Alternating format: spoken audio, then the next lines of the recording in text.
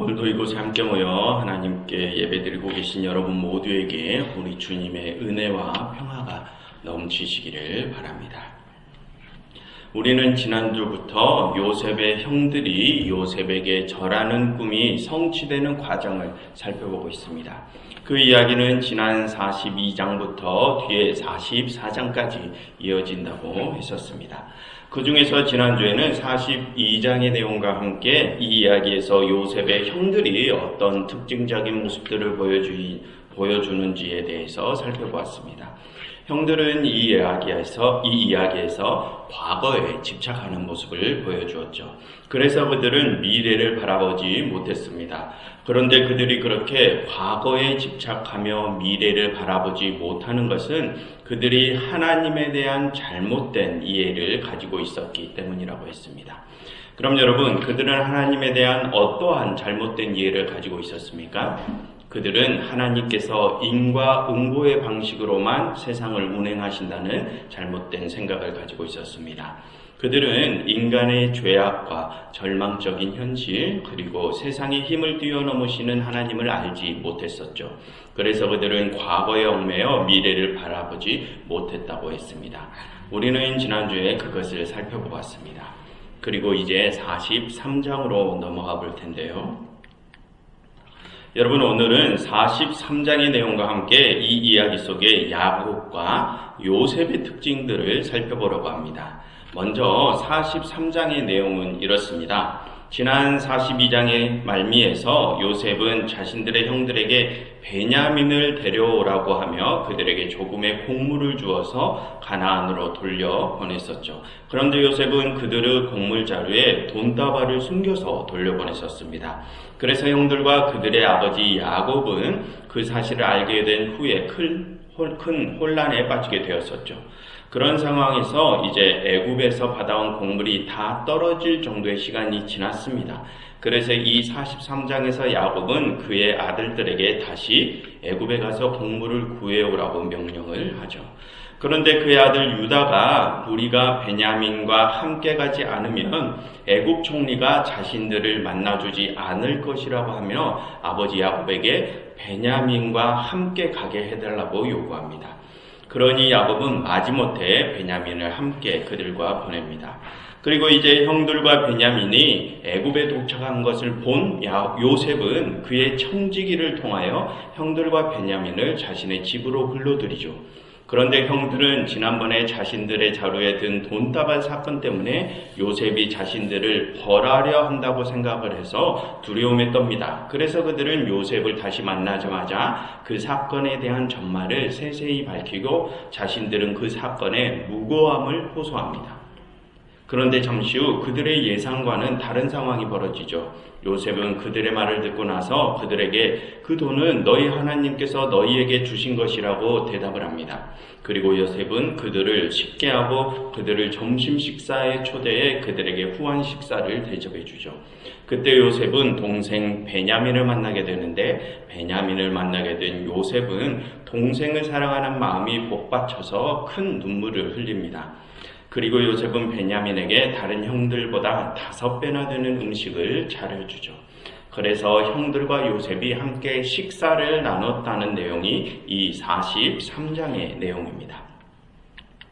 그 중에서 오늘은 아까 말씀드린 대로 야곱과 요셉의 특징적인 모습들을 살펴보려고 합니다. 먼저 요셉과 형들의 아버지인 야곱의 특징을 살펴보겠습니다. 여러분, 이 야곱이라는 인물은 이 요셉 이야기에서 요셉의 꿈이 현실화되는데 큰 기여를 한 인물입니다. 여러분, 이 야곱은 기근을 이겨내기 위해서 자신들의 아들들을 2번이나 애굽으로 보냈었죠. 그럼으로써 요셉과 형들의 재회가 이루어지고 형들은 요셉에게 절을 했습니다. 그처럼 이 야곱은 요셉의 꿈이 현실화되는데 큰 기여를 한 사람입니다.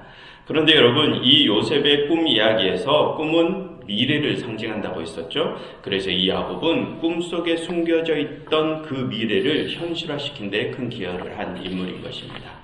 하지만 여러분, 정작 야곱 자신의 운명은 어떻습니까? 그의 운명은 아들들의 속임수에 의해서 규정되어지는 처량한 운명입니다. 여러분 지금 야곱은 어떤 상태에 있습니까? 큰 슬픔에 쌓인 상태이죠. 왜 그렇습니까? 이전에 야곱은 사랑하는 아들 요셉을 잃었습니다. 그 사건으로 야곱은 큰 슬픔을 겪었었죠. 그런데 이번에도 또 다른 아들을 잃을지도 모르는 처지에 놓여 있습니다. 그래서 지금 야곱은 큰 슬픔에 쌓인 상태이죠.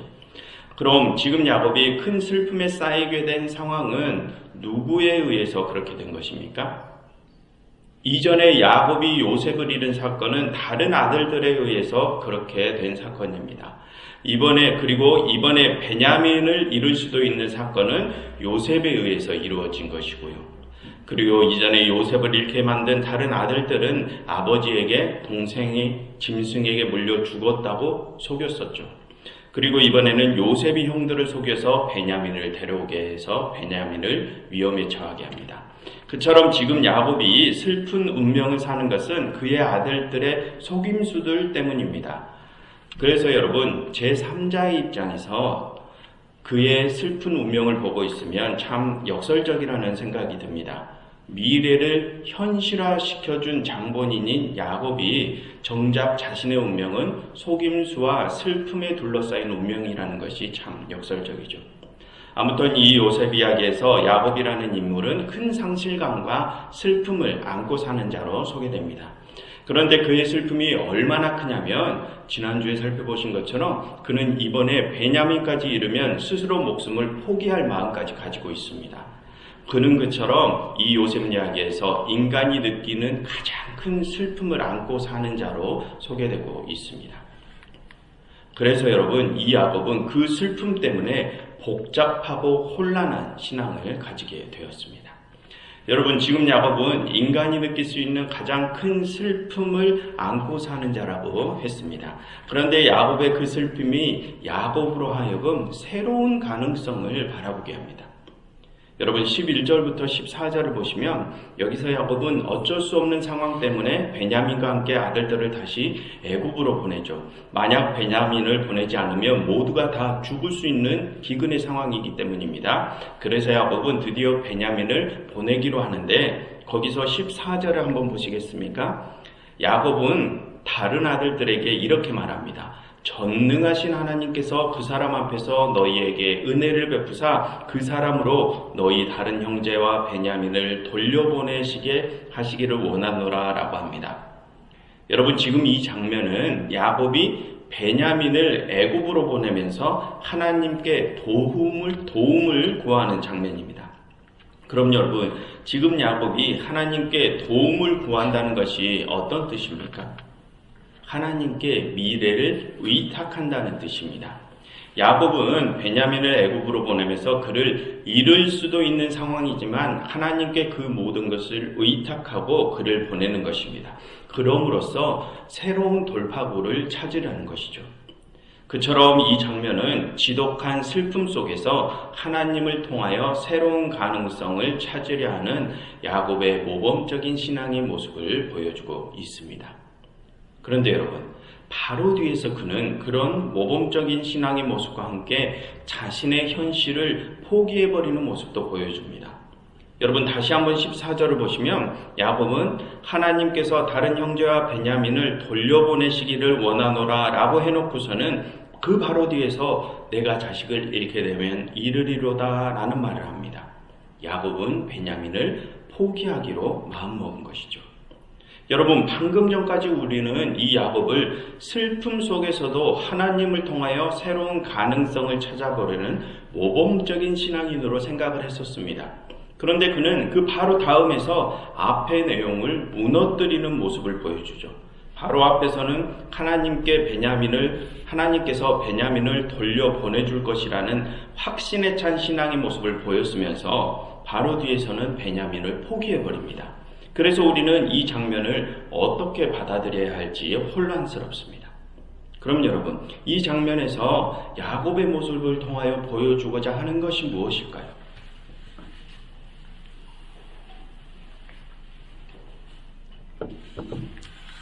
여러분, 그것은 야곱의 모습은 중의적인 의미를 가지고 있습니다. 여러분, 지금 이 야곱의 모습은 우리의 현실적인 신앙의 모습들을 보여줍니다. 여러분, 우리는 하나님에 대한 신앙을 가지고 있습니다. 우리는 하나님을 모든 것을 이루실 수 있는 전능하신 하나님으로 믿고 있죠. 하지만 우리는 그와는 반대로 우리에게 닥쳐온 큰 슬픔과 고통의 현실을 견디다 못해 그 현실을 체념할 때도 많습니다. 그처럼 우리의 마음속에는 하나님에 대한 믿음과 현실 포기라는 이중적인 마음이 함께 공존합니다. 지금 이 야곱이 보인 모습이 그런 우리의 현실적인 신앙의 모습을 보여주는 것입니다. 그럼 여러분, 그렇게 우리가 전능하신 하나님을 믿지만 다른 한편으로는 우리에게 닥친 절망적인 현실을 포기해버리는 우리의 신앙이 온전한 신앙입니까? 그것은 온전하지 못한 신앙이죠. 그러한 우리의 모습은 우리가 전능하신 하나님을 온전히 신뢰하지 못함을 보여주기는 모습입니다. 그런데 그에 반해 지금 이 야곱의 모습을 통하여 우리는 그와는 정반대되는 신앙의 모습도 발견할 수 있습니다. 여러분, 이전에 아브라함이 아들 이삭을 하나님께 바쳤던 사건을 한번 떠올려 보십시오. 그때 아브라함은 아들을 포기하는 모습을 보였습니다. 그래서 그는 하나님으로 하여금 그의 신앙을 인정받았죠. 그럼 그때 아브라함은 어떻게 그의 아들을 포기할 수 있었습니까? 그 아들 이삭이 아브라함에게 아버지, 제사 때 쓸 제물, 어린 양이 어디 있습니까? 라고 물으니 아브라함은 제물은 하나님께서 준비하실 것이다 라고 대답을 했습니다. 즉 아브라함은 하나님께 그 상황을 의탁하고 하나님께서 그 모든 뒷일을 책임지실 것을 확신함으로 아들을 포기할 수 있었습니다. 그처럼 여러분, 온전한 신앙이란 하나님께 우리의 삶의 모든 전권을 넘겨드리는 것을 의미합니다. 우리가 생각하기에는 그렇게 하는 것이 말도 안 되는 것 같은 상황임에도 불구하고 말입니다. 신앙이란 하나님의 일하심에 우리가 그저 따르는 것뿐이라는 의미이죠. 그런데 그렇기 위해서는 이 현실에 대한 우리의 바람은 포기할 수도 있어야 합니다. 우리가 죽더라도 그것이 하나님께서 원하시는 일이라면 그렇게 하겠다는 결단이 필요하다는 것입니다. 그와 같은 맥락으로 여러분 에스더서 4장을 보시면 에스더가 백성을 구하기 위해서 죽음을 무릅쓰고 왕 앞에 나아가는 장면이 나오는데 그때 에스더는 이런 말을 합니다. 에스더서 4장 16절의 말씀입니다. 나도 나의 시녀와 더불어 그렇게 금식한 후에 규례를 어기고 왕에게 나아가리니 죽으면 죽으리이다 라고 합니다. 그처럼 그 일이 하나님의 일이라면 자신의 목숨, 자신의 현실을 포기할 결심까지 갖는 것을 신앙이라고 성경은 말하고 있습니다. 그럼 여러분, 방금 아브라함이 아들의 목숨을 포기하고 에스더가 자신의 목숨을 포기한 것은 어떻게 해서 그렇게 할 수 있었던 것입니까? 그들이 하나님에 대한 온전한 신뢰를 가지고 있었기 때문입니다. 여러분, 그것은 조금 전에 하나님에 대한 온전한 신뢰를 갖지 못해서 현실을 체념해버린 것과는 정반대의 모습입니다. 그것은 하나님께서 이 세상을 온전한 미래로 이끄시고 계심을 온전히 확신하기에 자신의 현실을 포기할 수 있는 것입니다. 그처럼 이 장면에서 야곱이 보여주는 모습은 중의적인 의미로 해석될 수 있습니다. 그래서 여러분, 여기서 우리가 유의할 것은 우리의 신앙은 후자의 의미를 따라야 한다는 것입니다. 우리는 하나님에 대한 신뢰가 부족해서 현실을 체념해버리는 신앙이 아니라 하나님을 전적으로 신뢰함으로 하나님께 우리의 삶의 전권을 맡겨드릴 수 있는 신앙을 가져야 한다는 것입니다. 우리는 이 야곱의 모습을 통하여 그것을 생각해 볼 수 있습니다. 그리고 이제 요셉의 특징적인 모습을 살펴보도록 하겠습니다. 여러분, 이 이야기에서는 요셉도 역시 방금 야곱처럼 복잡한 신앙을 가지고 있는 자로 소개됩니다.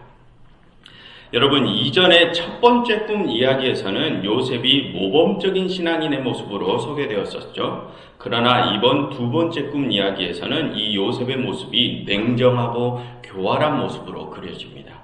형들에게 복수까지 하는 것처럼 말입니다. 여러분, 지난주에 요셉은 형들과의 첫 번째 재회 장면에서 자신을 하나님을 경외하는 자라고 소개했습니다. 그런데 여러분, 그때 요셉이 자기를 하나님을 경외하는 자라고 소개하는 그 표현이 온전한 표현이었습니까? 그렇지 않습니다. 만약 요셉이 정말로 하나님을 경외했다면 그가 형들을 2번이나 속이며 형들과 아버지에게 그런 고통을 주지 않았어야죠. 여러분, 여기서 요셉이 자신을 하나님을 경외하는 자로 소개하는 것은 그저 자신의 종교가 유대교임을 밝히는 것뿐입니다. 그것으로 그의 신앙의 온전함이 증명되는 것은 아니죠.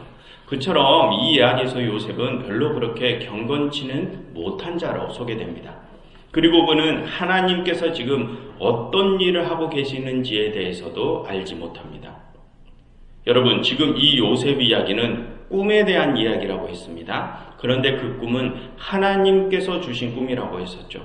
그래서 하나님께서는 그 꿈을 이루어 가시는 중이라고 했습니다. 그럼 여러분, 지금 요셉은 그 꿈을 이루어 가시는 하나님의 역사하심에 대하여 인지를 하고 있을까요? 지난번 첫 번째 꿈 이야기에서는 그가 요셉이 그것을 인지하고 있었습니다. 그는 지난 이야기에서 자신이 술관원장과 바로의 꿈을 해석할 때 하나님께서 그 모든 것을 알게 하신다는 말을 계속해서 반복했었죠. 그것은 그가 하나님께서 그 모든 일을 이루어가고 있음을 인지하고 있다는 것이었습니다. 하지만 여러분, 지금 이 2번째 꿈 이야기에서 요셉이 하나님에 대하여 언급하는 것이 있습니까? 한두 군데 있기는 하지만 그것은 방금 요셉이 자신을 소개할 때처럼 그저 형식적으로 자신의 출신을 밝힐 때나 쓰이지 하나님께서 세상을 역사하신다는 의미로 하나님의 이름을 거론한 것이 아닙니다. 여러분, 오늘의 본문 23절에서도 형들이 요셉에게 돈다발에 대하여 해명하자 요셉은 그것은 하나님께서 당신들에게 주신 것이요 라고 말을 했습니다. 하지만 그 말은 사실 요셉의 진심이 아닙니다. 만약 그 말이 진심이었다면 그 다음에 요셉은 베냐민의 자루에 은잔을 숨겨서 또다시 복수를 하지 않았을 것입니다. 즉, 여기서의 요지는 이 2번째 꿈 이야기에서 요셉은 하나님의 역사하심에 대한 인지가 없다는 것입니다. 그러니 이번 이야기에서 요셉은 교활한 모습을 보일 수 있는 것이죠. 그처럼 이 이야기에서 요셉은 온전한 신앙인의 모습을 한 자는 아닙니다. 하지만 그의 모습에서 우리가 관심을 기울여야 할 부분이 있습니다. 그것은 그가 동생 베냐민에 대한 애착을 보인다는 것입니다. 여러분, 오늘의 본문 29절부터 34절을 보시면 거기서 요셉은 자신의 집에 초대된 형제들 중에 유독 베냐민에게 강한 사랑의 마음을 느끼고 있음을 알 수 있습니다. 여러분의 성경에서 29절을 보시면 요셉은 베냐민을 보자 그에게 하나님의 은혜가 있기를 원하노라 라며 그에게 축복을 해주죠. 그리고 30절에서 요셉은 사랑하는 마음이 복받쳐 올라 방으로 가서 크게 울고 돌아옵니다. 그리고 34절을 보시면 다른 형들보다 5배나 되는 음식을 베냐민에게 주죠. 그처럼 이 장면에서 요셉은 유독 베냐민에 대한 애착을 보입니다. 그럼 여러분, 왜 요셉은 이 베냐민에 대한 애착을 보일까요? 그것은 이 베냐민이 자신과 친형제이기 때문입니다. 여러분, 다른 형들은 요셉과 어머니가 다른 이복 형제들입니다. 그러나 요셉과 베냐민은 야곱이 사랑하는 아내 라헬이 낳은 유일한 친형제들입니다. 그래서 요셉은 이 이야기가 흘러가는 내내 차갑고 복수심에 불타는 모습을 보이다가 유독 이 베냐민에게만 애착의 모습을 보이죠. 그럼 여러분, 여기서 요셉이 이 베냐민에 대한 애착을 보인다는 것이 어떤 의미일까요? 여러분, 30절에서 베냐민에 대한 요셉의 마음이 복받치다라고 할 때 거기서 복받치다라고 번역된 단어를 보시면 그 단어가 히브리어로는 카마르라는 단어인데 그 단어의 원어적 의미가 타는 듯한 마음, 열정을 뜻합니다. 즉, 지금 요셉은 베냐민에 대한 열정이 있다는 뜻입니다. 그럼 요셉이 다른 형들에게는 관심이 없는데 유독 베냐민에게만 열정을 보인다는 것이 어떤 의미일까요? 여러분, 이 베냐민은 야곱이 늦은 나이에 얻은 늦둥이죠. 그리고 지금도 역시 베냐민은 아직 어린 아이에 불과합니다. 그럼 지금 요셉이 그런 어린 베냐민에게 열정을 보인다는 것이 어떤 의미입니까? 여러분, 이 세상의 모든 생명체들에게는 종족을 보존하려는 본능이 있죠. 그래서 우리는 어린 생명체들에 대한 각별한 보호 본능을 가지고 있습니다. 그럼 우리가 그런 어린 생명들을 보호하는 이유가 무엇입니까? 그들에게 미래가 달려있기 때문입니다. 그 어린 생명들을 미래를 책임져야 할 존재들이기 때문입니다. 그처럼 이 어린 베냐민이란 미래와 연관이 된 인물입니다. 그리고 여러분 또 하나, 지난주의 이야기를 한번 떠올려 보십시오. 지난주에 요셉의 형들은 어떤 모습을 보였습니까? 그들은 과거에 얽매여서 미래를 바라보지 못하는 자들이었죠. 그럼 여러분, 오늘 이야기에서 요셉이 과거에 얽매여 있는 형들에게는 냉랭한 모습을 보여주지만 미래와 관련된 어린 베냐민에게는 열정을 보인다는 것이 어떤 의미가 됩니까? 이 요셉은 과거보다는 미래에 대한 열정이 있다는 자라는 것입니다. 그처럼 이 이야기에서 요셉은 다음 세대, 미래를 바라보는 자로 소개되고 있습니다. 여러분, 오늘 우리는 야곱과 요셉이라는 두 인물을 살펴보았습니다. 그들의 특성은 이랬습니다. 먼저 야곱은 슬픔에 잠긴 자였죠. 그래서 그는 하나님께 도움을 구했습니다. 그것은 절망적인 현실 속에서 하나님께 새로운 희망을 찾는 모범적인 신앙의 모습을 보여주는 것이었습니다. 그러나 그는 그런 모범적인 신앙을 가졌음과 동시에 현실을 포기해버리는 신앙의 모습도 보였었죠. 그리고 이 이야기에서 요셉은 냉정하고 복수를 좋아하는 자로 소개되었습니다. 그래서 그는 온전한 신앙의 모습을 가진 자는 아니었다고 했었죠. 그러나 그는 유독 어린 동생 베냐민에게만은 열정을 보이는 자였습니다. 그것은 그가 미래에 대한 열정을 가진 자임을 말해주었죠. 야곱은 슬픔 속에서 하나님께 의지하지만 현실을 포기하는 모습을 보였고, 요셉은 냉소적이지만 미래에 관심이 있는 자라는 것입니다. 그처럼 오늘 이야기에서 야곱과 요셉이 보인 신앙의 모습은 둘 다 불완전한 신앙의 모습이었습니다.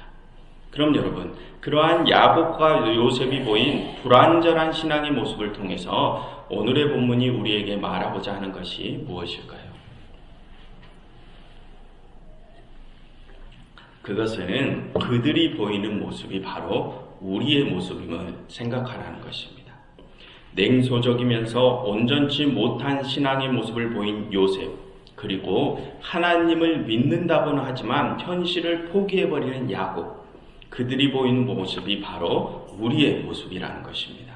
그렇게 우리는 하나님을 믿는다고는 하지만 그분에 대한 온전치 못한 신앙을 가진 자들입니다. 하지만 오늘 야곱은 그렇게 불완전한 신앙 속에서도 하나님께 의지하는 모습을 보였죠. 그리고 요셉도 그런 불완전한 신앙 속에서 미래를 바라보았습니다. 여러분, 그 역시도 우리의 모습입니다. 우리는 그렇게 불완전한 신앙을 가진 자들이지만 우리에겐 희망을 걸 수 있는 미래가 있기에 그 미래를 바라보고, 우리는 하나님의 이름을 부를 수 있기에 하나님을 의지하는 자들입니다. 그럼 여러분, 이 이야기에서 그렇게 불완전한 신앙을 가진 야곱과 요셉이 하나님이 계획해 두신 미래를 바라보고 하나님께 의지하니 하나님께서는 그들에게 어떠한 상황을 주신다고 합니까? 그들을 서로 만나게 하십니다. 흩어졌던 가족이 다시 하나가 되어서 생명이 있는 애굽에서 함께 살아가게 하시죠. 그러니 여러분, 우리가 지금까지 불완전한 신앙을 가졌었다고 할지라도 우리에게 주어진 현실을 포기하지 마시고 미래를 주관하시는 하나님을 신뢰하시며 나아가시기를 바랍니다. 만약 그렇게 우리가 하나님을 신뢰하며 그분께 우리의 모든 삶을 의탁하고 미래를 향하여 나아간다면 불완전한 신앙을 가진 우리임에도 불구하고 지금도 살아계시어 역사하신 하나님께서는 분명히 우리를 위하여, 여러분들을 위하여 일하실 것입니다. 기도하겠습니다. 하나님, 저희에게 희망의 미래를 보여주시고 저희가 온전한 하나님의 역사하심을 신뢰하며 나아가게 하시옵소서. 예수 그리스도 이름으로 기도드렸습니다.